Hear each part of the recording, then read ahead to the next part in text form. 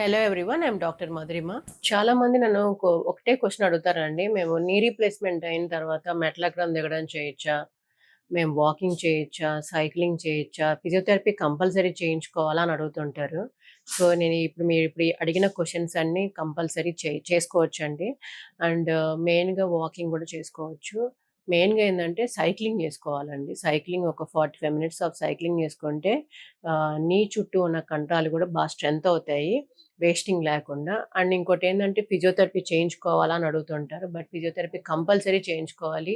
మేము ఎంతైతే 100% బ్లడ్ పెట్టి మీకు నీ రీప్లేస్‌మెంట్ చేశామనుకోండి, ఆ నీ రీప్లేస్‌మెంట్‌ని మీరు కాపాడుకోవాలి. ఎలాగా అంటే బెండింగ్ ఎక్సర్‌సైజ్ చేసుకోవడం. నీ ఆర్ఓఎం ఎక్సర్‌సైజ్ చేసుకోవాలి. కంపల్సరీ ఫిజియోథెరపీ 1 మంత్ చేయాలి.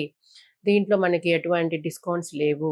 సో, చాలామంది మేడం మేము ఒక 15 రోజులే చేయించుకుంటాం. మేము 10 రోజులే చేయించుకుంటాం అంటారు. లేదు, బట్ 1 మంత్ కంపల్సరీగా నీ రీప్లేస్‌మెంట్ అయిన తర్వాత ఫిజియోథెరపీ కంపల్సరీ చేయించుకోవాలి.